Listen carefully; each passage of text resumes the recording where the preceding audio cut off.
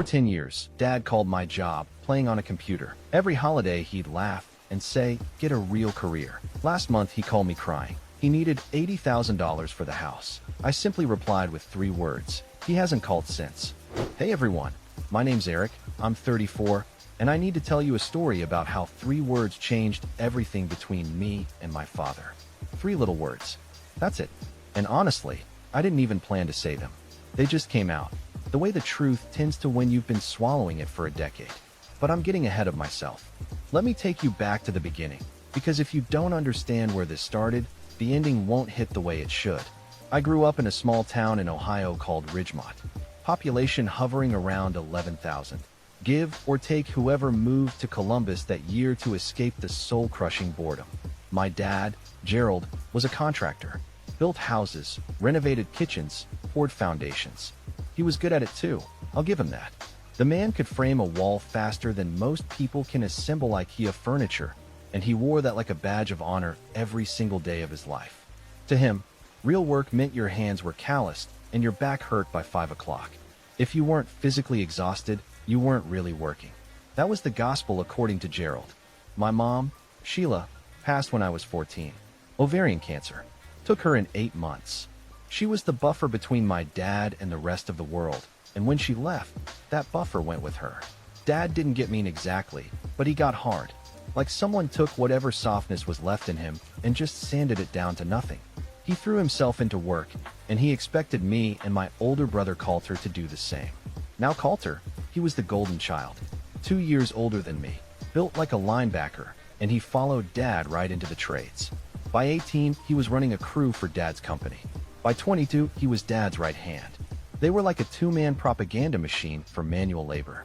Every dinner, every holiday, every phone call, it was about the jobs they landed, the houses they flipped, the money they were pulling in. And look, I respected it. I still do. Construction is hard, honest work, and I never once looked down on it. But it wasn't for me. And that's where the trouble started. I was always the weird one in the family. While Coulter was learning to operate a backhoe at 16, I was in my room teaching myself how to code. I found an old tutorial online for building websites when I was about 13, and something just clicked. It was like my brain had been waiting for this language, and suddenly I was fluent. I moved from HTML to Python, then JavaScript, then got into database architecture and back-end development. By the time I graduated high school, I'd already built 3 websites for local businesses, charging $200 a pop, which felt like a fortune to a 17-year-old kid in Ridgemont. Dad thought it was a phase. He literally said that. Sitting at the kitchen table my senior year, I told him I wanted to study computer science at Ohio State. He put down his fork, looked at me the way you'd look at a dog wearing a tiny hat, and said, "You'll grow out of it." Then he went back to eating his meatloaf like I hadn't spoken. I didn't grow out of it. I got into Ohio State, took out loans because Dad made it very clear he wasn't funding a degree in playing on a computer. His words. Those exact words would follow me for the next decade of my life like a shadow I couldn't shake. I worked part-time, kept freelancing, and graduated in 4 years with a degree in computer science and a minor in business. I was proud of that. I thought maybe, just maybe, Dad would be too. At my graduation dinner, which Dad almost didn't come to because Coulter had a big pour that weekend, I made the mistake of telling the family I'd gotten a junior developer position at a tech company in Columbus. Salary was $48,000 to start. Not life-changing money, but solid for a 22-year-old with 0 connections. Dad's response. He laughed. Not a chuckle. A full, belly-deep laugh. Then he looked at Coulter and said, $48,000 to sit in a chair all day. Coulter made that his first year with me, and he actually worked for it. Coulter, to his credit, looked uncomfortable. He gave me a little nod across the table, like a silent apology he didn't have the guts to say out loud. That nod would become a recurring theme over the next 10 years. Coulter always knew Dad was being unfair. He just never once stepped in to say it. And so it began. Every Thanksgiving, every Christmas, every random Sunday dinner I was guilted into attending, the routine was the same. Dad would ask me how work was going. I'd start to tell him about a project, a promotion, a new client. And before I could get 3 sentences in, he'd cut me off with some version of the same joke. Still playing on that computer, huh? Sometimes he'd add a little seasoning to it. When are you going to get a real career? Or my personal favorite, You know, they've got robots that can do that stuff now. What are you gonna do then? The table would go quiet. Coulter would stare at his plate. My Aunt Darla, who hosted most holidays after Mom passed, would try to change the subject. And I'd just sit there, smiling like an idiot, pretending it didn't feel like a knife in my ribs every single time. Here's the thing nobody tells you about parental dismissal. It doesn't hit you all at once. It's not one big, devastating blow. It's 1,000 tiny cuts over years and years until one day you realize you've been bleeding the whole time and you didn't even notice. Every time Dad laughed at my career, a little piece of my confidence chipped off. I started doubting myself. I'd get a raise, and instead of celebrating, I'd think, but is this a real job? I'd land a huge client, and instead of feeling proud, I'd hear Dad's voice in my head going, playing on a computer. It messed me up. I won't sugarcoat that. By 26, I was making $75,000 a year, had my own apartment, was building a reputation in my field, and I still felt like a failure. Because the one person whose approval I wanted most in the world treated my entire career like a punchline. The worst part? Dad wasn't even being malicious. I truly believe that. He wasn't trying to destroy me. He just genuinely could not comprehend that sitting at a desk and typing could be valuable work. In his mind, I was basically getting paid to play video games. And no amount of explaining was going to change that. I tried, believe me. I sat him down once and tried to walk him through what back-end development actually involved. His eyes glazed over in about 45 seconds, and he said, "Sounds complicated. But it's not real building though, is it?" I stopped trying to explain after that. Some walls you just can't code your way through. Trust me, I would know. The holidays became a minefield. Every year I'd tell myself it would be different, and every year it wasn't. Thanksgiving 2020 was a particular gem. I'd just been recruited by a bigger firm in Columbus, bumped up to $65,000 with benefits that would make your head spin. I was excited, genuinely excited.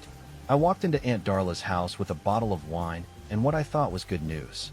Dad was already 3 beers deep, leaning against the kitchen counter, holding court about a deck he'd just built for someone on the city council. I waited for a lull, mentioned the new job, and he turned to Aunt Darla and said, "Hear that, Darla? Eric's upgrading his video game chair." Coulter coughed into his napkin. Aunt Darla poured herself more wine. And I stood there, smiling, always smiling, because what else was I going to do? Cause a scene at Thanksgiving? Over a joke that was supposedly just a joke? But here's the thing about jokes. Real jokes are funny for everyone. When only one person is laughing and the other person is bleeding, that's not a joke. That's target practice. And I was Dad's favorite target for a very long time.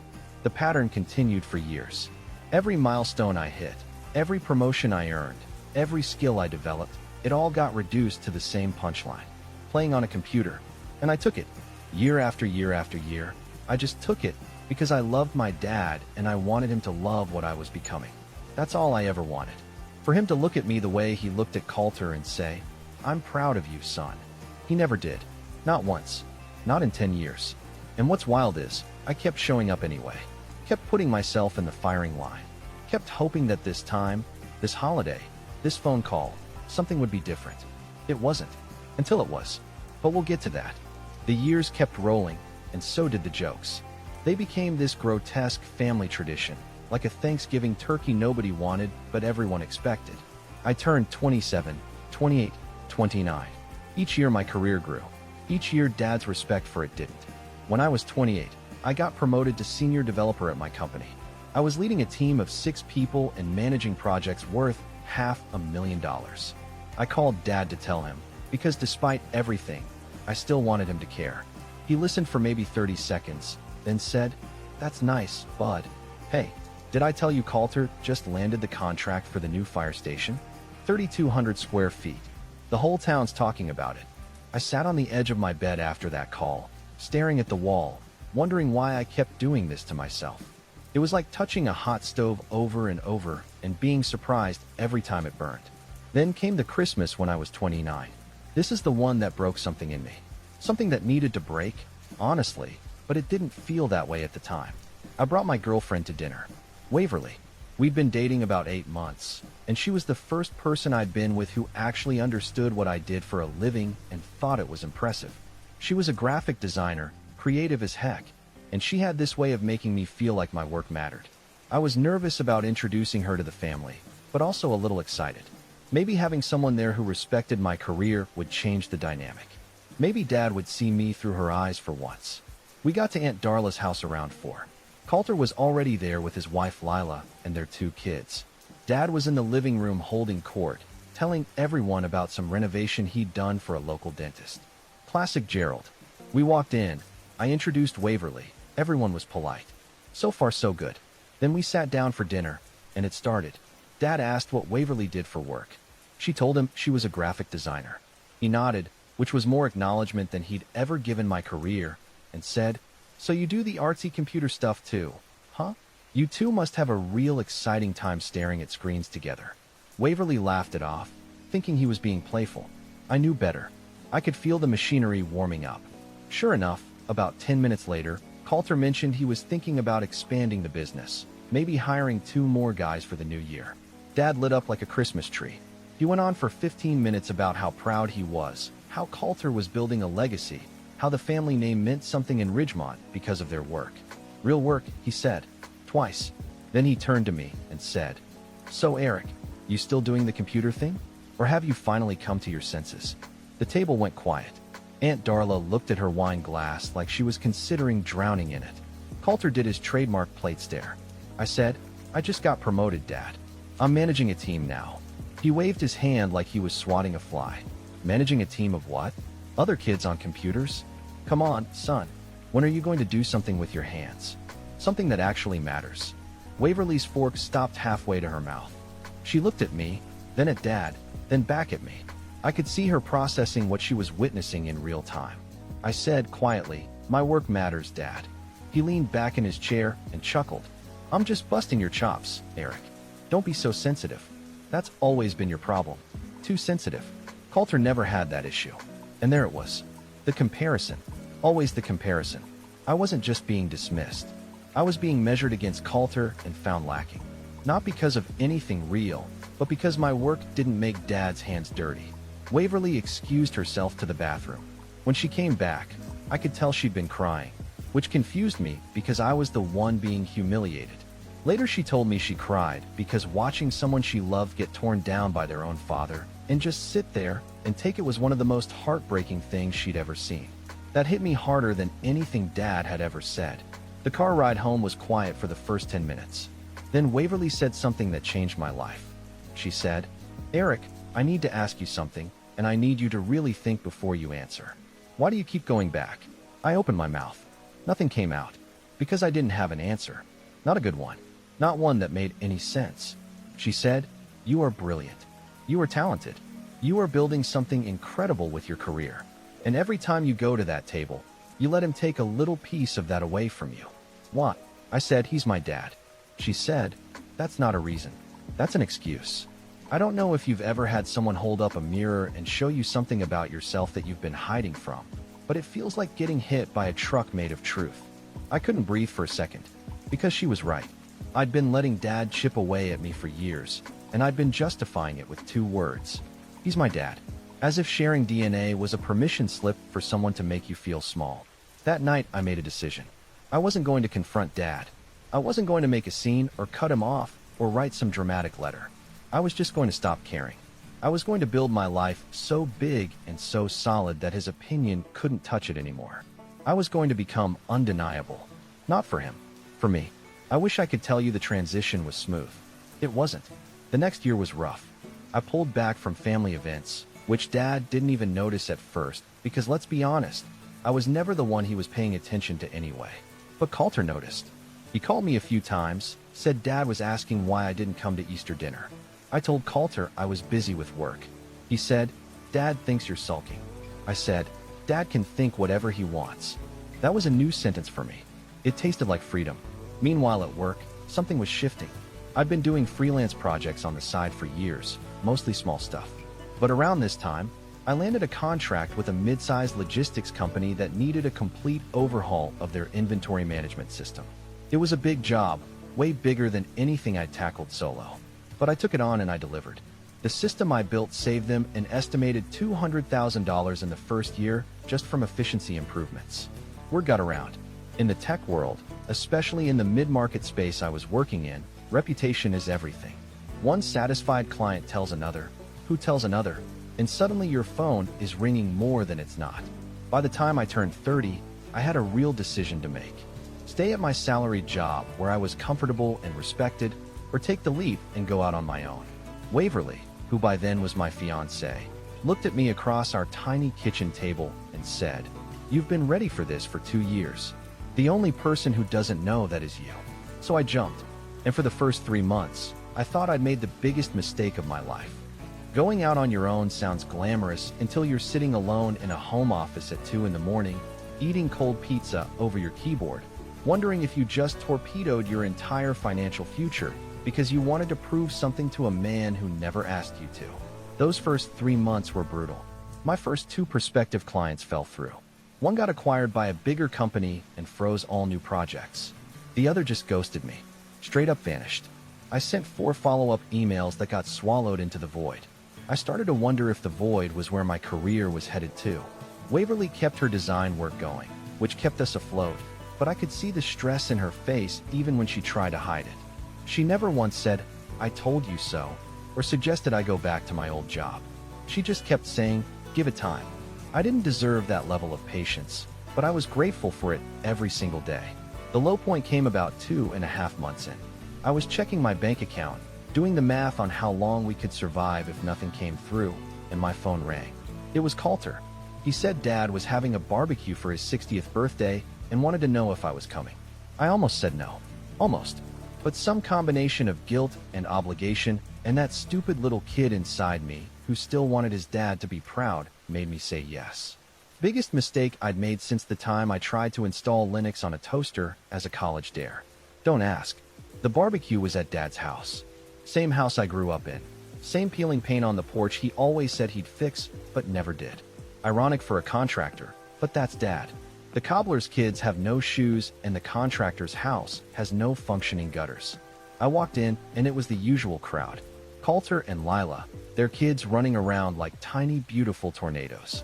Aunt Darla, a few of Dad's work buddies, and Dad himself, standing by the grill with a beer in his hand and that look on his face like he owned the whole town. Which, to be fair, he kind of did own a few of the buildings. Waverly was with me. She squeezed my hand before we walked in, which was her way of saying, "I've got you. But also, why are we here?" Within 20 minutes, Dad found his opening. One of his work buddies, a guy named Hank who had a face like a sunburned walrus, asked me what I did. Before I could answer, Dad jumped in. "Eric here plays on his computer for a living. Isn't that right, son?" Then he laughed, and Hank laughed, and I stood there holding a paper plate of potato salad wondering at what point it became acceptable to humiliate your own child as party entertainment. But this time, something was different. I didn't shrink. I didn't laugh along. I just looked at Dad and said, "I run my own software development company, actually." Dad raised his eyebrows. "Oh, a company now, is it? How's that going? Making any money yet?" The truth was, at that exact moment, I was barely breaking even. But I looked him dead in the eye and said, "I'm building something. It takes time." He snorted. "Building something? With code? Son, I've been building things my whole life. Real things. Things you can touch. Things that keep people dry when it rains. What you do is just..."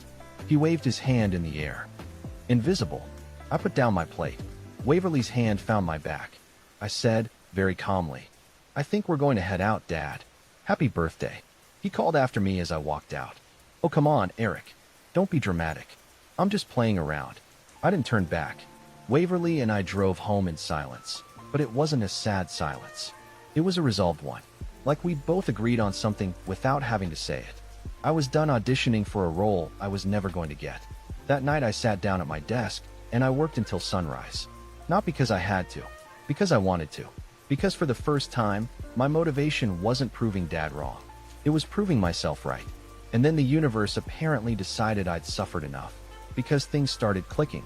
A former colleague named Deacon, brilliant guy, great with cloud infrastructure, reached out and said he'd heard I went independent. He wanted to partner on a project for a healthcare startup that needed a custom patient management system. The contract was worth $120,000. We split it 60-40 since I was doing the bulk of the architecture work. We delivered early. The client was thrilled. They referred us to another healthcare company, then another. Within 6 months, I went from eating cold pizza in the dark to running a legitimate operation. I brought Deacon on full-time, then hired a front-end developer named Sloan who could make an interface look like it was designed by angels with engineering degrees. The three of us were a machine. By the time I turned 31, my company was pulling in just over $400,000 in annual revenue. Not all profit, obviously, but I was personally clearing around $160 after expenses and salaries. More money than I'd ever imagined making. More money than Dad and Coulter's construction company made in a good year, though I didn't know that at the time. Waverly and I got married that fall. Small ceremony, 30 people, in a botanical garden outside Columbus. I didn't invite Dad. I told Coulter, and Coulter said he understood, which surprised me. He said, "I know he's hard on you, Eric. I've told him to lay off." He doesn't listen. I appreciated Coulter saying that, even if it was about 8 years too late. Life was good. Business was growing. I was signing contracts with companies I would have been starstruck by 2 years earlier. We bought a house, not a mansion, but a real honest-to-goodness house with a yard and a garage and a front door that didn't stick when it rained. Every time I walked through that door, I thought about all the doors Dad said I'd never be able to open. I also started putting money away. Serious money. Waverly and I lived below our means on purpose. We drove reasonable cars, didn't take extravagant vacations, and stacked savings like we were expecting the apocalypse. Part of that was just good sense. Part of it was growing up watching Dad spend every dollar the second it hit his account and never having a safety net. I promised myself I'd never live that way. By 32, I had just over $200,000 in savings. The business was growing about 30% year over year. I hired 2 more developers and a project manager named Sullivan who could wrangle clients like a rodeo champion. We moved into a real office space. I remember standing in that empty office the day before we moved in, looking at the bare walls and thinking, this is real, this is mine, and nobody can wave their hand and make it invisible. I found out later that during this whole period, Dad's business was going the other direction. The housing market in Ridgemont had cooled off. A couple of big projects fell through. Coulter told me, carefully, that Dad had taken on some debt to keep things going. Borrowed against the house. Made some bets that didn't pay off. But Dad never called me. Never mentioned it. His pride was a fortress that not even financial ruin could breach. I didn't gloat. I want to be clear about that. I didn't feel good about Dad struggling. Despite everything, he was still my father, and I loved him in that complicated, bruised way you love someone who's hurt you so many times you've lost count, but you can't quite let go. I just kept my head down and kept building. Because that's what you do when you're playing on a computer for a living. You build things nobody can see until suddenly they're everywhere. The call from Coulter came on a Tuesday in October.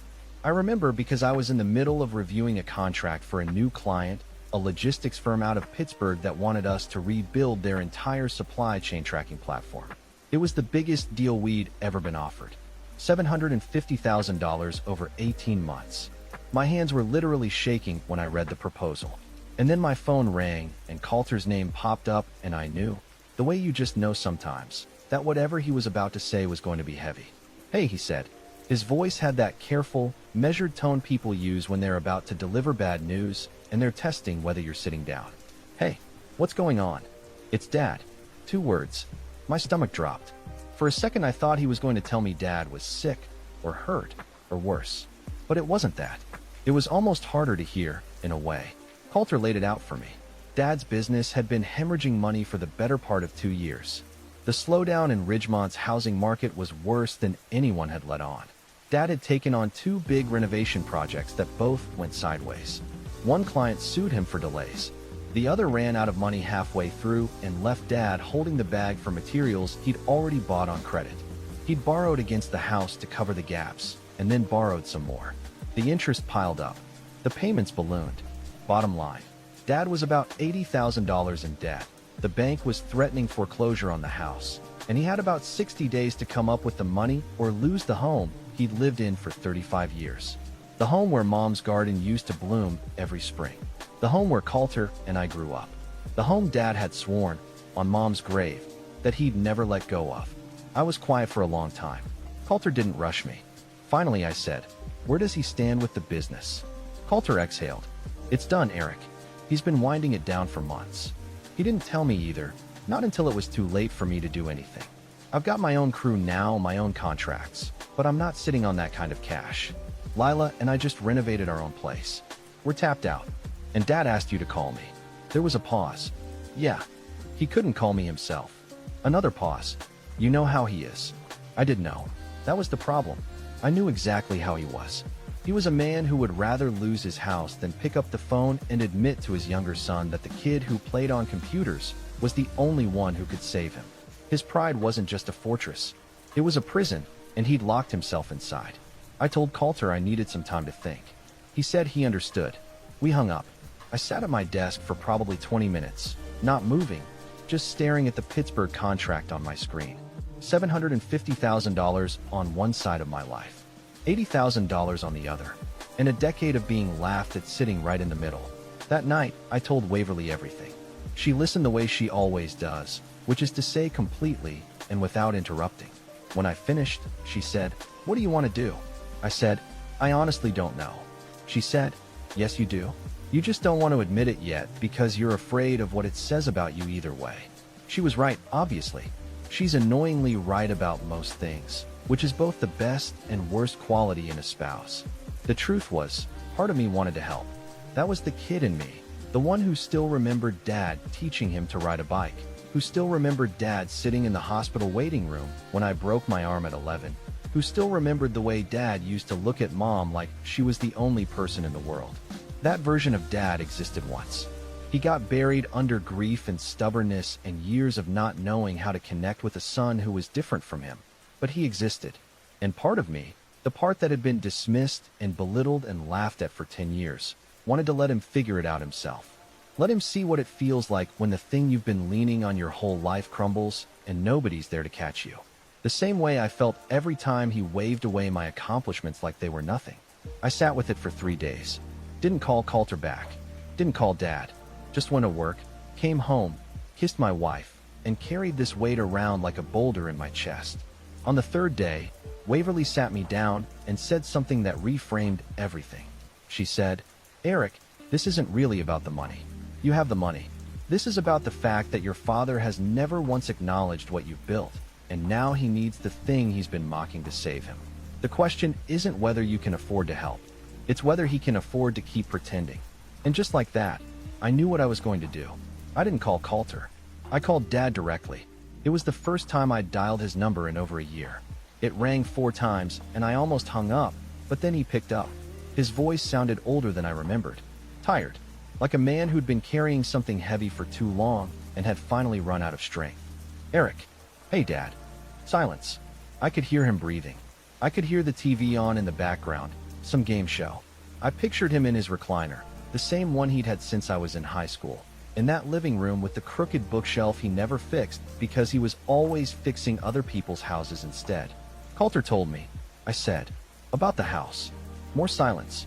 Then, very quietly, "I didn't ask him to call you." "Yeah, you did, Dad." He didn't argue. That told me everything. Gerald, the man who argued about everything from politics to the proper way to grill a steak, had nothing to say.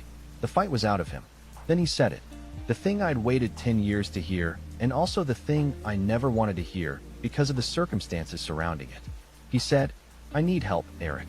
I need about $80,000 or I'm going to lose the house. I know I don't have any right to ask you. I know I've been." He trailed off. "You've been what, Dad?" I wasn't being cruel. I needed to hear him say it.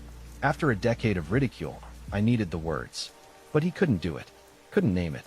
Couldn't say, "I've been dismissive," or "I've been unfair," or "I've been wrong." Instead, he said, "I've been hard on you." I know that. Hard on me. Like he'd been a demanding coach instead of a father who mocked his son's entire life's work for laughs at the dinner table. Hard on me. I almost laughed. Instead, I gripped the phone so tight my knuckles went white, and I took a breath. And then I said the 3 words that had been living in my chest for years, patiently waiting for their moment. I said, "Get a real career." The silence that followed was the loudest thing I've ever heard. I want to tell you that I felt powerful in that moment, that some wave of satisfaction washed over me. But I'd be lying. After I said those 3 words, I felt like I was going to throw up. My hands were trembling, because saying that to your father, even a father who earned it, goes against every instinct you have. Even as a grown man, some part of you is still 7 years old, looking up at your dad like he's the biggest person in the world. Dad didn't say anything for what felt like a full minute. Then he said, "I see." 2 words. Flat. Empty. And then he hung up. I put the phone down and just sat there. Waverly came into the room, took one look at my face, and sat down next to me without saying a word. She just put her hand on my arm and stayed there. For 2 days, I heard nothing. No call from Dad. No call from Coulter. Radio silence from Ridgemont. I went to work, signed the Pittsburgh contract, which should have been the happiest moment of my professional life, and barely felt anything. Because revenge doesn't taste the way you think it will. It tastes like ashes and the terrible knowledge that you just hurt someone who hurt you. And now there are 2 wounded people instead of 1. On the 3rd day, Coulter called. He was quiet at first, then said, "Dad told me what you said." Yeah. He's been sitting in his chair for 2 days. Won't eat. Won't talk to anyone. He just sits there. My throat tightened. I know it sounds harsh, Coulter, but he said that exact thing to me every holiday for 10 years. Every single one.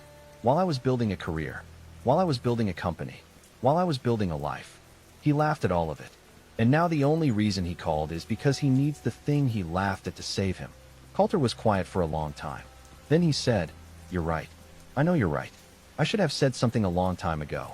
I should have told him to stop. I didn't, and that's on me." That was the first time Coulter had ever taken responsibility for his role in the dynamic. 8 years of plate staring and silent nods, and he finally owned it. I won't pretend it fixed everything, but it meant something. It meant a lot, actually. I said, "I'm not going to let him lose the house, Coulter." He paused. "What?" I said, "I'm not going to let him lose Mom's house. But I'm not just writing a check either. If he wants my help, there are conditions, and he's going to hear them from me. In person." I drove to Ridgemont that Saturday. 3 hours on the highway with nothing but my thoughts and a podcast about medieval bread making that Waverly had queued up because she said I needed something calming. She wasn't wrong. There's something deeply soothing about learning how 13th century monks made sourdough. I pulled up to Dad's house around noon. The place looked tired. Paint peeling worse than I remembered. The gutters hanging on by stubbornness alone. The garden where Mom used to grow tomatoes was just dirt now.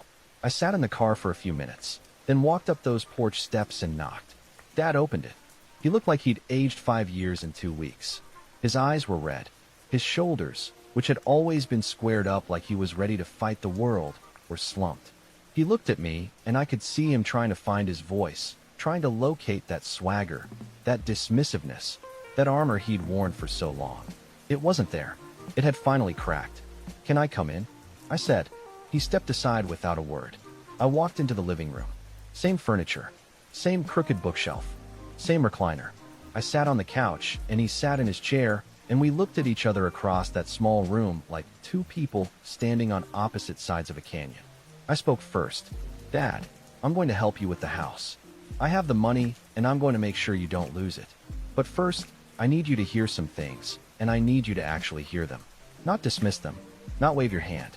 Not change the subject to what Coulter's building." He nodded. Just a small nod. But it was the most he'd ever given me. I said, "For 10 years, you treated my career like a joke.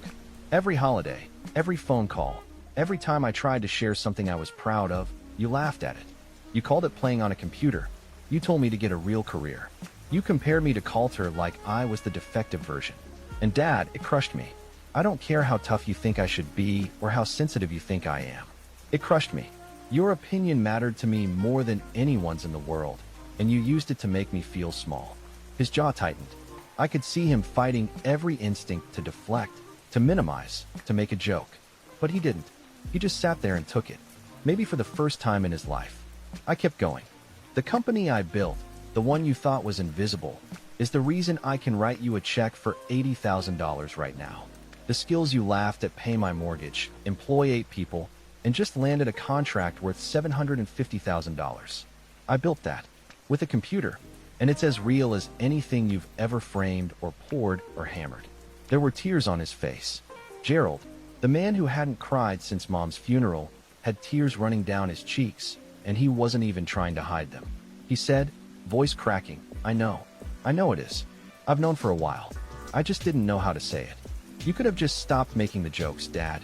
That would have been enough." He broke then. Really broke. He put his face in his hands and his shoulders shook and he said, I'm sorry. I'm so sorry, Eric. I was scared.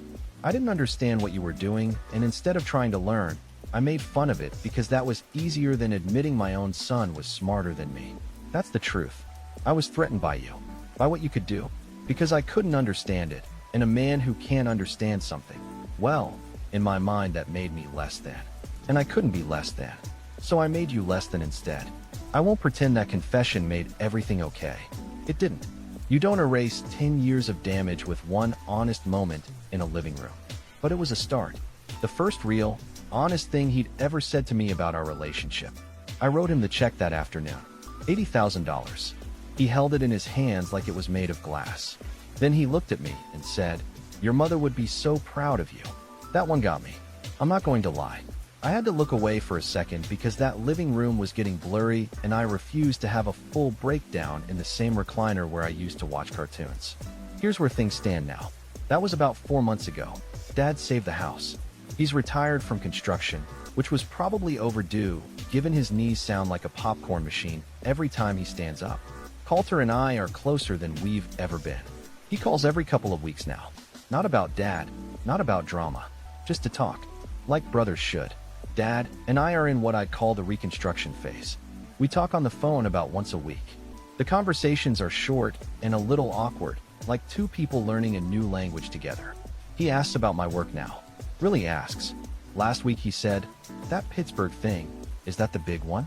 How's it going?" And I nearly fell out of my chair because Gerald had never once retained a single detail about my career. He hasn't called me since that day on the phone, by the way. The Get a Real Career Day. He's called since the visit, since the check, since the conversation. But that particular version of our relationship, the one where he calls to mock and I answer to absorb it, that's dead. And good riddance. Waverly says I should be proud of how I handled it. Not the 3 words on the phone, which she thinks were justified but also maybe a little savage. Her word, not mine.